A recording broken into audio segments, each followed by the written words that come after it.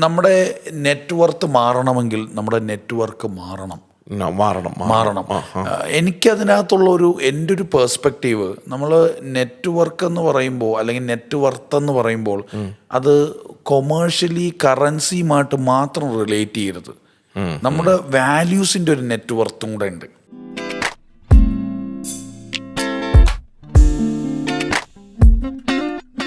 ബന്ധങ്ങളില്ലെങ്കിൽ ഒന്നുമില്ല എന്നുള്ളതാണ് എൻ്റെ ഒരു വിശ്വാസം. ഈ ബന്ധങ്ങൾ വഴി നമുക്ക് ഒരുപാട് നെറ്റ്വർക്കിംഗ് സാധിക്കും. ഒരു കണക്ഷനാണല്ലോ. ഇപ്പം നിങ്ങൾ വഴി ഒരു കണക്ഷൻ, നിങ്ങളുടെ വേറൊരു കണക്ഷൻ വഴി എനിക്കൊരു കണക്ഷൻ, അല്ലേ?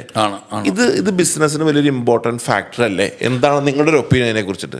അതായിരുന്നു പാസ്റ്റ്, അതാണ് പ്രസന്റ്, അതാണ് future. Networking was the past, networking is the present, networking will be the future. അതായത് നമ്മൾ ഇങ്ങനെ ഒരു ടേം പറയും, work is a net worth.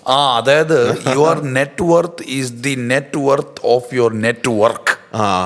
നിങ്ങളുടെ നെറ്റ്വർത്ത് നിങ്ങളുടെ നെറ്റ്വർക്കിന്റെ നെറ്റ്വർത്താണ്. അപ്പൊ നമ്മൾ ട്രെയിനിങ് ഭാഷയിലൊക്കെ പറയാറുണ്ട്, your income will be the average income of your 5 best friends. നിങ്ങളുടെ 5 സുഹൃത്തുക്കളുടെ ആവറേജ് ഇൻകം ആയിരിക്കും നിങ്ങളുടെയും മാസ വരുമാനം. അതെ. അതിപ്പം നമ്മൾ പല ട്രെയിനേഴ്സും ഞാൻ കണ്ടിട്ടുണ്ട്, സ്റ്റേജിലൊക്കെ നിർത്തിയിട്ട് പേരെഴുതിപ്പിക്കും. 5 സുഹൃത്തുക്കളുടെ പേരെഴുതൂ, അവരുടെ മാസ വരുമാനം എഴുതൂ, എന്നിട്ട് അതിന്റെ ആവറേജ് എടുക്കൂ. ഇതായിരിക്കും നിങ്ങളുടെയും ആവറേജ് ആയിട്ടുള്ള വരുമാനം. ഒരു പരിധിവരെ സത്യമാണ്. അപ്പോൾ നമ്മുടെ നെറ്റ്വർത്ത് മാറണമെങ്കിൽ നമ്മുടെ നെറ്റ്വർക്ക് മാറണം. എനിക്കതിനകത്തുള്ള എൻ്റെ ഒരു പേഴ്സ്പെക്റ്റീവ്, നമ്മൾ നെറ്റ്വർക്ക് എന്ന് പറയുമ്പോൾ അല്ലെങ്കിൽ നെറ്റ്വർത്ത് എന്ന് പറയുമ്പോൾ അത് കൊമേഴ്ഷ്യലി കറൻസിയുമായിട്ട് മാത്രം റിലേറ്റ് ചെയ്യരുത്.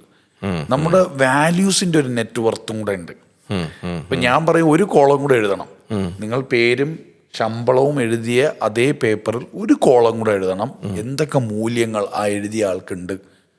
അയാൾ നിങ്ങളെ പ്രൊമോട്ട് ചെയ്യുന്ന ആളാണോ, നിങ്ങളെ എൻകറേജ് ചെയ്യുന്ന ആളാണോ, നിങ്ങൾ വീണപ്പോൾ കൈപിടിച്ച ആളാണോ, കൂടെ നിന്ന ആളാണോ, നിങ്ങൾ വീണപ്പോൾ ചിരിച്ച ആളാണോ, മാറി നിന്ന് കുറ്റം പറഞ്ഞ ആളാണോ. ചിലപ്പോൾ അങ്ങനെ പറഞ്ഞ ഒരാൾക്ക് ഒരുപാട് ശമ്പളം ഉണ്ടാവും. ആ പറഞ്ഞ ആൾക്കൊരു പേര് നിങ്ങളുടെ സുഹൃത്തിന്റെ ലേബലിൽ ആളുണ്ടാവും. അപ്പോൾ നമ്മൾ മനസ്സിലാക്കേണ്ടത്, നെറ്റ്വർത്ത് എന്ന് പറയുമ്പോൾ അത് കറൻസിയുമായിട്ട് മാത്രമല്ല, മൂല്യബോധമുള്ള എത്ര നെറ്റ്വർക്കിലേക്ക് നമുക്ക് ഇറങ്ങിത്തിരിക്കാമെന്നുള്ളത് വളരെ ഇമ്പോർട്ടൻ്റ് ആണ്.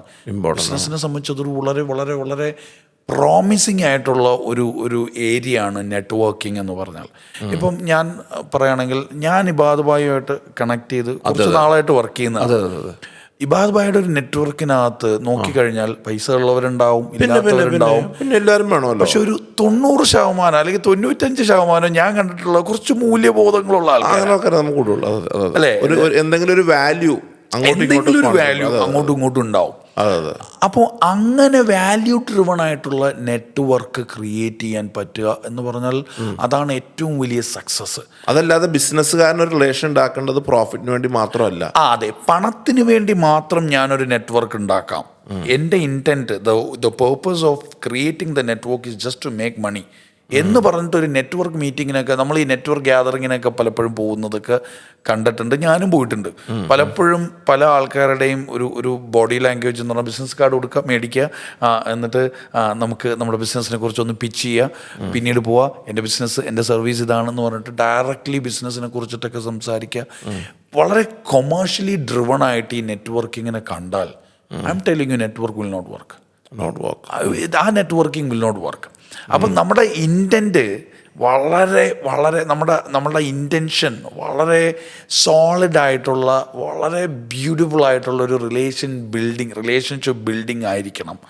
അതിനകത്ത് മനസ്സിലാക്കലായിരിക്കണം. ഓപ്പോസിറ്റ് നിൽക്കുന്ന ആളെ, എൻ്റെ നെറ്റ്വർക്കിനെ എനിക്ക് മനസ്സിലാക്കാനും എനിക്കെന്ത് വാല്യൂസ് കൊടുക്കാൻ സാധിക്കും, എന്ത് വാല്യൂസ് എടുക്കാൻ സാധിക്കും എന്നുള്ള രീതിയിൽ നെറ്റ്വർക്കിങ്ങിനെ കണ്ടാൽ അത് വർക്ക് ചെയ്യും. Money is a by product. Givers gain ആണത്.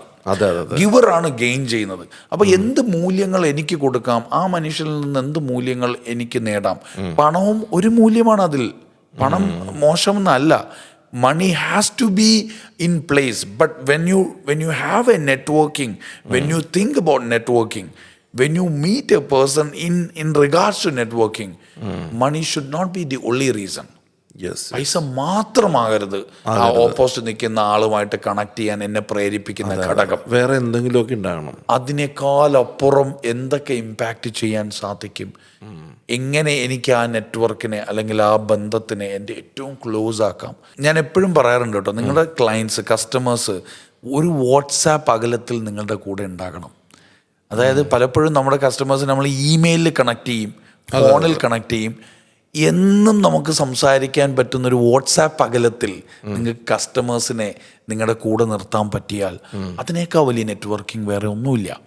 ഇപ്പോൾ വാട്സാപ്പ് ഒരു പേഴ്സണൽ പ്ലാറ്റ്ഫോം ആണല്ലോ. ഇപ്പൊ പലരും അത് പ്രൊഫഷണൽ പ്ലാറ്റ്ഫോമായിട്ട് യൂസ് ചെയ്യുന്നുണ്ടെങ്കിൽ പോലും ഒരു അത്രയും അടുപ്പത്തിൽ ഒരു സൗഹൃദം ഈ നെറ്റ്വർക്കിലൊക്കെ ഉണ്ടാക്കാൻ പറ്റിയാൽ അതൊരു ഗ്രേറ്റസ്റ്റ് അറ്റംപ്റ്റ് ആണ്. അത് എല്ലാ ബന്ധങ്ങൾക്കും ഈ സൗഹൃദം വളരെ വളരെ വളരെ സ്ട്രോങ് ഇമ്പാക്റ്റ് ഉണ്ടാക്കും കേട്ടോ. ഞാൻ എപ്പോഴും പറയാറുണ്ട്, ഞാനും എൻ്റെ ഭാര്യയും തമ്മിൽ കുറേ വർഷങ്ങളായിട്ടുള്ള സ്നേഹമാണ്, ഇപ്പോഴും സ്നേഹിക്കുകയാണ്. ആ സ്നേഹം ഭാര്യ ഭർത്താവിനോടോ ഭർത്താവ് ഭാര്യയോട് കാണിക്കുന്ന സ്നേഹമല്ല ശരിക്കും. എന്നെ സംബന്ധിച്ചോളം ഒരുപാട് കൂട്ടുകാരുണ്ടായിരുന്ന ഒരു ബഹളത്തിൽ നിന്ന് വന്ന ഒരു മനുഷ്യനാണ് ഞാൻ. കോളേജിൽ പഠിക്കുമ്പോൾ പിന്നെ എൻ്റെ കോർപ്പറേറ്റ് ലൈഫിലൊക്കെ എനിക്ക് ഞാനൊന്ന് ഇങ്ങനെയൊക്കെ ആക്കിയാൽ അൽഹംദുലില്ലാ എനിക്ക് ഒരുപാട് പേര് അടുത്ത് ഓടി വരുമായിരുന്നു. അത്രയും ബഹളത്തിൻ്റെ ഇടയ്ക്ക് നിന്ന ആളാണ് ഞാൻ, ആ നെറ്റ്വർക്കിൽ നിന്ന ആളാ. ഇന്നിങ്ങനെ ഞൊടിച്ചാലും കുറച്ച് ഒച്ചത്തിൽ ബഹളം വെച്ചാലും എനിക്ക് ഒരാളെ വരുള്ളൂ, എൻ്റെ ഭാര്യ. ആളെ മാത്രമേ ഉള്ളൂ. ഇന്ന് എന്നെ സംബന്ധിച്ച എൻ്റെ ബെസ്റ്റ് ഫ്രണ്ട് എൻ്റെ വൈഫാ. എല്ലാവർക്കും അങ്ങനെ ഉണ്ടാകട്ടെ, ഉണ്ടാകണം കേട്ടോ. അതിൻ്റെ ബ്യൂട്ടി എവിടെയെന്ന് ഞാൻ ഒന്ന് പറഞ്ഞത് ക്ലോസ് ചെയ്യാം.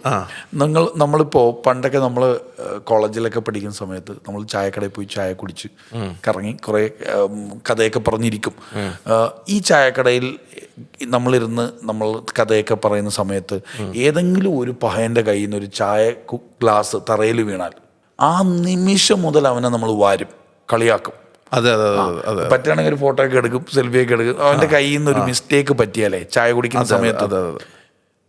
ഇനി നിങ്ങൾ നിങ്ങളുടെ ഭാര്യയുമായിട്ട് പുറത്തു പോകുന്ന സമയത്ത് ആ പാവത്തിൻ്റെ കയ്യിൽ നിന്നാണ് ഈ ചായ ഗ്ലാസ് ഒന്ന് താഴെ വീഴുന്നതൊന്ന് ഇമാജിൻ ചെയ്യാം. അന്നത്തെ ആ പറയുന്ന നിങ്ങളുടെ ഷോപ്പിംഗ് മുഴുവൻ കുളവും. ശരിയാണ്. കാര്യം നിങ്ങളുടെ റെപ്യൂട്ടേഷൻ ലോസായി, ഡാമേജ്ഡ് ആയി. ആൾക്കാർ നോക്കി, എവിടെയോ ആരൊക്കെ ചിരിച്ചു. നിങ്ങൾ ആ ഭാര്യയെ പറ്റുന്നത് പോലെയൊക്കെ നിങ്ങളുടെ ഇമോഷൻസ് വെന്റിലേറ്റ് ചെയ്യും. നിനക്ക് അല്ലെങ്കിലും നീ ഗ്ലാസ് കൈ പിടിക്കൂല, നിനക്ക് പിടിക്കാൻ അറിഞ്ഞൂടാ എന്ന് പറഞ്ഞ് ആ വിഷയം വലിയൊരു ചർച്ചയ്ക്ക് വിധേയമാവും. നേരെ മറിച്ച് ഇത് നിങ്ങളുടെ കൂട്ടുകാർ ചെയ്തിരുന്നെങ്കിൽ അതൊരു തമാശയ്ക്കുള്ള സ്കോപ്പ് ആയേനെ. അപ്പം എന്തുകൊണ്ട് ഭാര്യയുടെ അടുത്ത് അത് ആ ഒരു മൊമെന്റ് എൻജോയ് ചെയ്യാൻ പറ്റിയില്ല എന്ന് ചോദിച്ചു കഴിഞ്ഞാൽ ഭാര്യ നിങ്ങളുടെ കൂട്ടുകാരൻ അല്ലെങ്കിൽ കൂട്ടുകാരി അല്ലാത്തത് കൊണ്ടാണ്. ഭാര്യയോ ഭർത്താവോ ഒരു കൂട്ടുകാരനോ കൂട്ടുകാരിയോ ആയാൽ ബ്യൂട്ടിഫുൾ ആവും. ഏത് മൊമെന്റും ബ്യൂട്ടിഫുൾ ആക്കും. എപ്പോഴും പ്രണയിക്കാം. വിഷയം നെറ്റ്വർക്കിംഗ് ആണെങ്കിലും ഞാൻ പറയുന്നത് നെറ്റ്വർക്കിനകത്ത് സൗഹൃദങ്ങൾ ഉണ്ടാവും. എൻ്റെ വീട്ടിലെ നിങ്ങൾ ഈ പറഞ്ഞുകൊണ്ട് എൻ്റെ ഭാര്യ കേട്ടോ ഞങ്ങളുടെ എല്ലാം. പിന്നെ നമ്മുടെ അക്കൗണ്ട്സ് മാനേജ് ചെയ്യുന്നത്, നമ്മളുടെ കമ്പനിയുടെ അക്കൗണ്ട്സ് അൽഹംദുലില്ലാ മാനേജ് ചെയ്യുന്നത്, ഇപ്പം നമ്മുടെ വീടിൻ്റെ കൺസ്ട്രക്ഷൻ നടക്കുമ്പോൾ അതിൻ്റെ കുറേ കാര്യങ്ങൾ ചെയ്യുന്നത്, നമ്മുടെ ഓഫീസിൽ ആ പിള്ളേർക്ക് ശമ്പളം കൊടുക്കുന്നത്, എനിക്കൊന്നും പറ്റില്ല. അവിടെ ഞങ്ങൾ നല്ല സൗഹൃദമാണ്.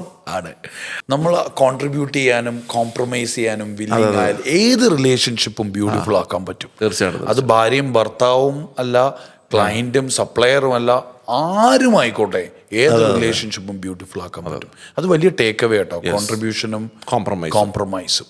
വീണ്ടും കാണാം. കാണാം. Thank you so much.